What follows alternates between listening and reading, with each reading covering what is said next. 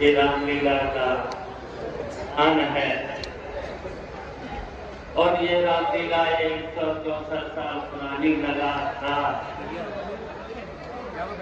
अपना भाग्य रूप बनाती चली जा रही है। तो इसलिए से मेरा कमेटी के अध्यक्ष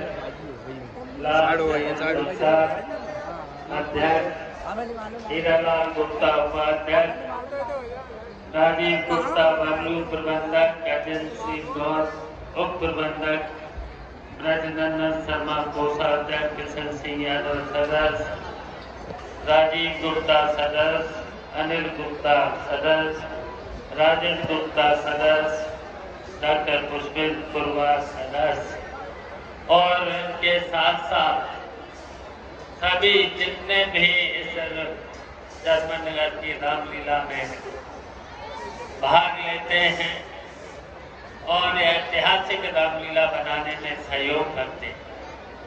और यहाँ की जनता जसमत नगर कस्बे से लेकर के पूरे जसमत नगर बिलाट से लेकर के आसपास के लोग जो इस रामलीला को भव्य बनाने का काम करते हैं और इस भव्य रामलीला बनाने में बबलू गुप्ता जी का भी और अजित गौड़ का बहुत बड़ा सहयोग रहा है और इन्हीं के प्रयास से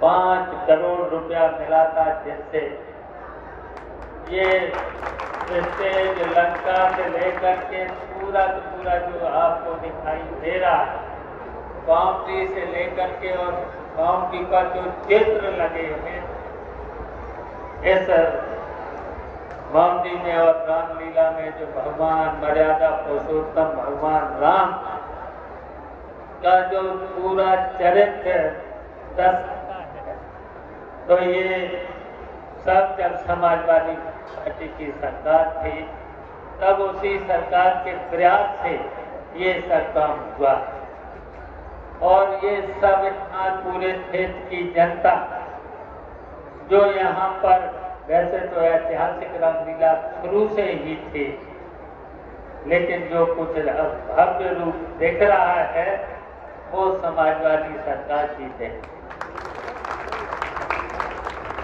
इसको जो 5 करोड़ रुपया जो दिया गया था उसका सही सदुपयोग हुआ है। तो इसलिए मेला कमेटी के अध्यक्ष से लेकर के और उपाध्यक्ष, प्रबंधक, उप प्रबंधक, कोषाध्यक्ष और सभी जितने भी सदस्य हैं उनके प्रयास से पूरा इस पैसे का यहाँ सदुपयोग हुआ है वो दिखाई दे रहा है। लेकिन बीच बीच में बहुत से कुछ लोगों ने जो भगवान राम के विरोधी हैं बीच बीच में अड़चन डालने का काम भी कई बार हुआ है, किया गया था। लेकिन हम तो मानते हैं कि वो सीधे सीधे राम के विरोधी है, जो मर्यादा पुरुषोत्तम राम है उनके सीधे सीधे विरोधी है। लेकिन जो हम कहना चाहते हैं जो भगवान राम का विरोध करेगा वो अपने जीवन में कभी सफल नहीं हो सकता और कहीं न कहीं उनको झटके जरूर लगेंगे, क्योंकि रावण कितना विद्वान था और कितना बलशाली था, उसको भी आखिरी समय पे भगवान राम की ही शरण लेना पड़ी, उसको भी शरण लेना पड़ी। बहुत सी बातें हैं, बहुत सी बातें सब लोग जानते हैं भगवान राम के बारे में, जो हमेशा मर्यादाओं में रह करके उन्होंने जो काम किया है दुनिया के इतिहास में से कोई भुला नहीं सकता। लेकिन संकट भगवान राम पर भी पड़ा था, भगवान राम पर भी पड़ा था, क्योंकि सीता मैया का जो अपहरण हुआ था, तो बताओ संकट जिस तरीके से उनके भाई लक्ष्मण ने साथ दिया था और किस तरीके से हनुमान जी ने भी साथ दिया था। और आपको सभी लोगों को जानकारी में है, जब रावण से युद्ध हुआ था कितनी परेशानियां हनुमान जी को भी झेलना पड़ी थी, कितनी लक्ष्मण जी को भी, जब लक्ष्मण जी को भी दिक्कत आई थी, परेशानी आई थी, उनकी जान जब संकट में आई तो हनुमान जी कहते पूरा का पूरा पहाड़ उठाकर संजीवनी बूटी ले आए थे। संजीवनी बूटी को पहचान नहीं पाए थे हनुमान जी, लेकिन तब पूरा का पूरा पहाड़ उठा करके ले आए। फिर संजीवनी बूटी मिली, उससे लक्ष्मण जी की जान बची। सीता मैया आई, सीता मैया जी को भी खोज लाए और लंका का किस तरीके से हनुमान जी, बताओ, हनुमान जी का भी संक्रमण की पूंछ में ही आग लगा दी। और फिर जब पूंछ में आग लगाई तो हनुमान जी ने उछल कूद करके पूरी लंका का ही जला करके नाश कर दिया।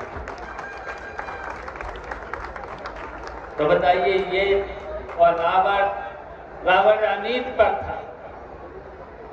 भगवान राम हमेशा मर्यादाओं में चले, वो पूरे समाज का, पूरे अपने राज्य का कल्याण चाहते थे।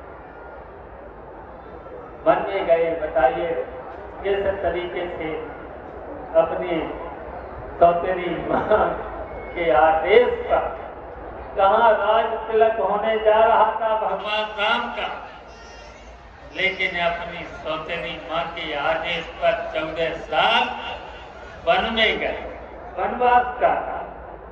लेकिन उनके छोटे भाई भरत ने उन्हें 14 साल में भगवान राम की खड़ाऊं रख करके राज किया था। उस कुर्सी पर भरत बैठे नहीं। 14 साल इंतजार करने के बाद जब भगवान राम आए, रावण को युद्ध में हरा करके में आए, तब उस कुर्सी पर विराजमान हुए, फिर राज चलाया। तो ये कहानियां हैं। तो यही कहानियां लेकर के आज पूरे देश में, पूरे हिंदुस्तान में विजय जब प्राप्त करने के बाद फिर जो नवरात्र में सब लोग, पूरे दुनिया के लोग, जितने भी हिंदू से लेकर के जितने भी भगवान राम को मानने वाले लोग हैं, वो आजकल 9 दिन का व्रत रख करके माँ महिकाली माई का फिर दर्शन करके, पूजा करके, फिर दशमी को रामलीला के रूप में भगवान राम को याद करते हैं। और जो आज अभी युद्ध देखोगे, रावण का आहे रावण का, रावण का पुत्र आहे रावण का, सबके सब युद्ध में हारेंगे, मारे जाएंगे। और आज जरूरत है जो अनीत पर चला, जिसमें बुराइयां हों, उन बुराइयों का नाश होना चाहिए। जिनमें कमियां हैं उनका नाश होना चाहिए। और जो भगवान के रूप में जो मर्यादाओं में चल करके सबके कल्याण के लिए जो काम करे, उनकी फिर पूजा होना चाहिए, उन्हीं को गद्दी पर बैठाना चाहिए। और जो जनता के विरुद्ध काम करे, उनको हटा करके, और कितनी आज परेशानियां हैं, झेली रहे हो, जनता के सामने कितनी दिक्कतें हैं, आज महंगाई की, भ्रष्टाचार की, और खासकर हम देख रहे हैं कि यहाँ बिजली की बहुत सी समस्याएं हैं, बिजली की भी बहुत समस्याएं हैं। और अधिकारी जनता को किस तरीके से परेशान कर रहे हैं। तो ये परेशानियां हैं, बहुत सी परेशानियां हैं। बिना रिश्वत के बिना परेशानियां के कोई काम हो नहीं है, जबकि सभी काम समाज का काम और सही काम, जितना भी सही काम है, जो जैसे देश की तरक्की हो, प्रदेश की तरक्की हो, गांव गली का विकास हो, हमारे जसवंत नगर देश का विकास हो, इस तरीके का सब कुछ होना चाहिए।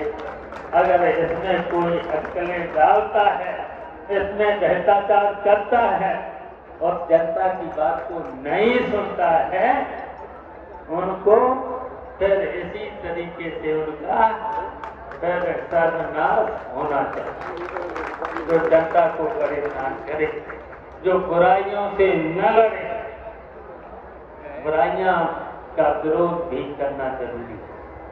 हम चाहते हैं कि जितनी भी जिस आदमी में बुराइयां हों है, जिन जिन लोगों में बुराइयां हैं, उनका विरोध करना चाहिए और जो सही चल रहा हो इस समाज में, सही काम कर रहा हो, उसका सम्मान करना चाहिए। बताओ, करोगे? हाथ उठा करके बताओ, आज जितने लोग इस दशहरा में नौ बातों में व्रत रहे हैं, भगवान राम के आदर्शों पर चल करके, भगवान राम के आदर्शों पर, और कुछ लोग तो ढोंगी हैं, भगवान राम का काम नहीं करते, आदर्शों पर नहीं चलते हैं, आदर्शों पर न चल करके झूठ बोलते और झूठ बोल करके जनता को भजने का काम करते हैं, उनको भी सत्ता में रहने का अधिकार नहीं है। उनको आप सब लोग सत्ता से दूर हटाएं और नई शर्तों के साथ हम पूरी मेला कमेटी के पदाधिकारियों को, और जो काम बचा है, जिन कह रहे काम में इंटरलॉकिंग वॉल रह गई है मैदान में, देखिए हम वो भी कराएंगे। जब इतना बड़ा काम हो गया तो ये तो छोटा काम है, इंटरलॉकिंग का काम से लेकर के, और जो काम दिख रहा है, जितना भी जसवंत नगर से लेकर के उत्तर प्रदेश में, जसवंत नगर इटावा में, बताइए, हम पूछना चाहते हैं, इन 7 साल में बताओ एक भी काम विकास का किसी ने किया? कहीं पर भी किया हो, कहीं नदियों के पुल बनाए हो, कहीं नई सड़क बनाई हो, और इतना और हुआ है कि बिजली में रोज छापे पड़ रहा है, FIR हो रही है, जुर्माना हो रहा है। अब सरकार तो बना लो, इन बेईमानों को हटा करके सरकार बना लो, और जिन जिन लोगों ने आपको परेशान किया सबको सब फिर बदला ले लिया। जिनने परेशान किया, जिन्होंने बुराइयों को दूर न करके बुराइयां पैदा की हैं, अनीत पे चले हैं, तो हम तो कहेंगे उनका सत्यानाश हो गया जो अनीत पे चला। तो इसलिए हमें तो यही लोगों के उम्मीद है, हमेशा आप लोगों ने हमेशा हमें जिताया है, नेताजी से लेकर के हमें जब से यहाँ पर आप लोगों ने बहुत मतों से जिताया, बहुत मतों से जिताया।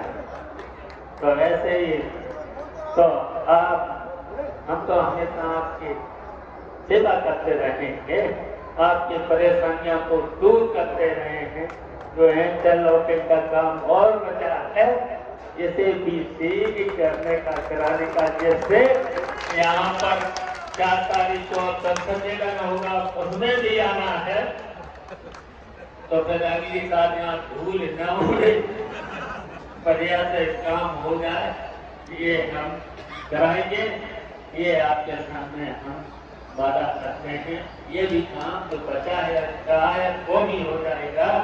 इन्हीं शब्दों के साथ हम मेला कमेटी के अध्यक्ष जी, उपाध्यक्ष, प्रबंधक जी अजय गौर, प्रबंधक बबलू गुप्ता, राजेंद्र गौर और सभी पदाधिकारियों को, प्रबंधक अजय गौर, कोषाध्यक्ष नंदन, किशन सिंह, सभी को हम धन्यवाद देते हैं। इन लोगों ने मिलकर के बहुत अच्छा काम कराया है। इसके लिए सब लोगों को हम धन्यवाद देते हैं। जैसे ये जसमंडल के नाम लीला को भव्य बनाने का काम करते हैं। और ये सब सम्मेलन मणिपुर विधौलिया के संयोजक में हो रहा है, तो हर वर्ष की तरह इस वर्ष अच्छा होगा सब सम्मेलन। तो सब सम्मेलन में सब लोग आएंगे, सब लोग आनंद लेंगे। इन्हीं शब्दों के साथ जनता को सभी को धन्यवाद देते हैं।